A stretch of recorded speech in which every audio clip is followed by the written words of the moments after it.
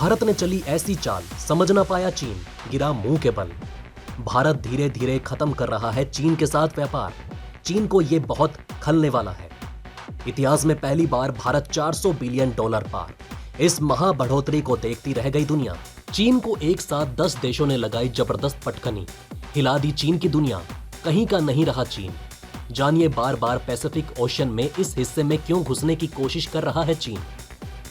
दोस्तों आइए शुरुआत हम पहली खबर से करते हैं, जहां भारत और अमेरिका की दोस्ती नई कहानी लिख रही है।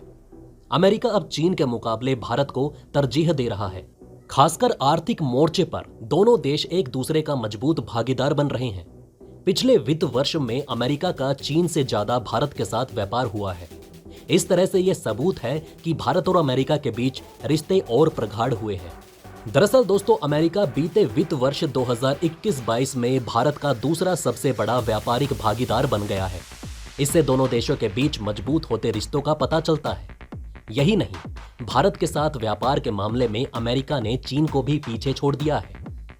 भारत अमेरिका के बीच व्यापार के आंकड़े।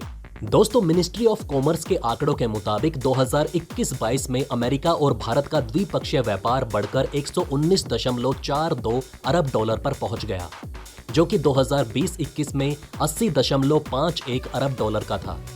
आंकड़ों के अनुसार 2021-22 में भारत का अमेरिका को निर्यात बढ़कर 76.11 अरब डॉलर पर पहुंच गया, जो इससे पिछले वित्त वर्ष में 51.62 अरब डॉलर रहा था। वहीं इस दौरान अमेरिका से भारत का आयात बढ़कर 43.31 अरब डॉलर पर पहुंच गया, जो इससे पिछले वित्त वर्ष में 29 अरब डॉलर था।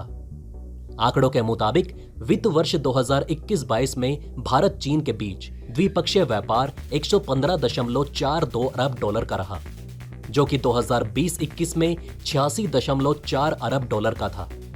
वित्त वर्ष के दौरान चीन को भारत का निर्यात मामूली बढ़कर 21.25 अरब डॉलर पर पहुंच गया, जो 2020-21 में 21.18 अरब डॉलर रहा था। वहीं इस दौरान चीन से भारत का आयात बढ़कर 94.16 अरब डॉलर पर पहुंच गया, जो 2020-21 में 65.21 अरब डॉलर पर था। वित्त वर्ष के दौरान भारत का चीन के साथ व्यापार घाटा बढ़कर 72.91 अरब डॉलर पर पहुंच गया, जो 2020-21 में 44 अरब डॉलर रहा था। व्यापार क्षेत्र के विशेषज्ञों का मानना है कि आगामी वर्षों में भारत का अमेरिका के साथ द्विपक्षीय व्यापार और भी बढ़ेगा, जिससे दोनों देशों के आर्थिक रिश्ते और भी मजबूत होंगे। भारत निर्यात संगठनों के महासंघ यानी फियो के उपाध्यक्ष खालिद खान ने कहा कि भारत एक भरोसेमंद व्यापार भागीदार के रूप में उभर रहा है और वैश्विक कंपनियां चीन पर अपनी निर्भरता कम कर रही हैं। वैश्विक कंपनियां अपने कारोबार का भारत और अन्य देशों में विविधीकरण कर रही है। भारत अमेरिका के बीच रिश्ते हुए हैं बेहतर। दोस्तों, न्यूज एजेंसी पीटीआई के मुताबिक भारतीय बागान प्रबंधन संस्थान यानी IIPM बेंगलुरु के निदेशक राकेश मोहन जोशी के साथ 1.39 अरब की आबादी के साथ भारत दुनिया का तीसरा सबसे बड़ा उपभोक्ता बाजार है। तेजी से बढ़ती अर्थव्यवस्था के चलते अमेरिका और भारत की कंपनियों के पास टेक्नोलॉजी लेन देन, विनिर्माण, व्यापार और निवेश के काफी अवसर हैं। अमेरिका उन देशों में है जिनके साथ भारत व्यापार अधिशेष की स्थिति में है। अमेरिका के साथ भारत का व्यापार अधिशेष 32.8 अरब डॉलर का है 2013-14 से 2017-18 तक। उसके बाद 2020-21 में चीन भारत का सबसे बड़ा व्यापारिक भागीदार था। चीन से पहले संयुक्त अरब अमीरात UAE भारत का सबसे बड़ा व्यापारिक भागीदार था। वर्तमान में चीन भारतीय उत्पादों का तीसरा बड़ा निर्यात बाजार है। वहीं चीन से भारत सबसे ज्यादा आयात करता है। दोनों देशों के बीच 2001-2 में आपसी व्यापार महज 3 अरब डॉलर का था, जो 2017-18 में बढ़कर करीब 90 अरब डॉलर पर पहुंच गया। चीन से भारत मुख्यतः इलेक्ट्रॉनिक उपकरण, मैकेनिकल सामान, कार्बनिक रसायन आदि का आयात करता है। वहीं भारत से चीन को मुख्य रूप से कार्बनिक रसायन, खनिज ईंधन और कपास जैसी चीजों का निर्यात किया जाता है। पिछले एक दशक के दौरान चीन ने भारतीय बाजार में तेजी से अपनी पैठ बढ़ाई, लेकिन अप्रैल-जनवरी 2018-19 में इसकी गिरावट देखी गई। हाल के वर्षों में भारत और चीन के बीच उद्योगों के बीच आंतरिक तौर पर व्यापार का विस्तार हुआ है। कोरोना काल में रिकॉर्ड पर पहुंचा ट्रेड। दोस्तों, कोरोना काल में साल 2021 में भारत और चीन के बीच व्यापार बढ़कर 125.6 बिलियन डॉलर पर पहुंच गया। ये पहली दफा है जब दोनों देशों के बीच व्यापार $100 बिलियन के आंकड़े को पार कर गया। पिछले साल भारत ने चीन से कुल 97.5 बिलियन डॉलर का आयात किया, जबकि 28.1 बिलियन डॉलर का निर्यात किया। इस तरह ट्रेड डेफिसिट 59.4 बिलियन डॉलर का रहा। निर्यात का आंकड़ा $400 बिलियन पार। दोस्तों, चालू वित्त वर्ष में भारत ने निर्यात का ऐतिहासिक स्तर पार किया है। चालू वित्त वर्ष में भारत के मर्चेंडाइज एक्सपोर्ट का आंकड़ा $400 बिलियन के पार पहुंच गया। मौजूदा वित्त वर्ष में एक्सपोर्ट का ये आंकड़ा पिछले साल के मुकाबले 37% ज्यादा है। आपने देखा कि अमेरिका 2021-22 में भारत का सबसे बड़ा ट्रेंडिंग पार्टनर बन गया है।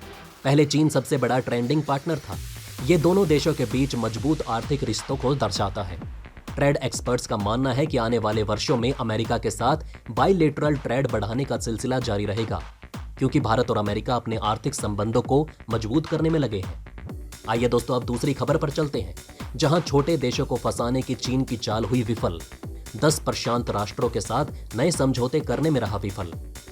दोस्तों, चीन के विदेश मंत्री वांग यी 10 द्वीप राष्ट्रों के विदेश मंत्रियों के साथ एक महत्वपूर्ण बैठक कर रहे थे, लेकिन नहीं मिला कोई भी फायदा। दरअसल दोस्तों, चीन को एक और झटका लगा है। 10 देशों के साथ समझौता कर अपने व्यापार को बढ़ाने की चाहत रखने वाला ड्रैगन अपने मंसूबों में सफल नहीं हो पाया। पैसिफिक नेशंस के साथ व्यापक नए समझौते नहीं हो सके। इस क्षेत्र में लोगों ने चीन की चाल में ना फंसते हुए इन समझौतों को लेकर चिंता भी जाहिर की। हालांकि चीन के विदेश मंत्री वांग यी ने अपनी यात्रा को सफल बताया है। वांग यी की यात्रा के दौरान देशों में मामूली ही सही पर कुछ सफलताएं जरूर मिली। वांग 10 द्वीप राष्ट्रों के विदेश मंत्रियों के साथ एक महत्वपूर्ण बैठक की सह मेजबानी करने के लिए फिजी पहुंचे थे। बाइनी मारामा ने 30 मिनट तक पत्रकारों से बातचीत की, लेकिन पत्रकारों के कई तरह के सवाल पूछने पर अचानक वो वहां से चले गए। बैठक से संबंधित सभी जानकारी नहीं मिल पाई। हालांकि ये स्पष्ट हो गया कि चीन के मंसूबे बैठक में सफल नहीं हो पाए। बाइनी मारामा ने कहा कि हमेशा की तरह हम नए क्षेत्रीय समझौतों पर किसी भी चर्चा के दौरान अपने देशों के बीच सर्वसम्मति चाहते हैं। इस क्षेत्र में चीन की सैन्य व वित्तीय महत्वाकांक्षाओं के बारे में अंतर्राष्ट्रीय स्तर पर चिंताएं व्यक्त की गई, जबकि फिजी में कई लोग विदेशी निवेश को फायदेमंद मानते हैं, लेकिन सिर्फ तब तक जब तक ये लोगों का उत्थान करता है।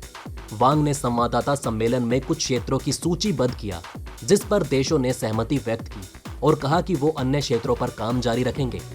वांग ने कहा कि बैठक के बाद चीन प्रशांत द्वीप देशों के साथ अपने रुख और सहयोग प्रस्ताव पर एक दस्तावेज प्रोजेक्शन पेपर जारी करेगा।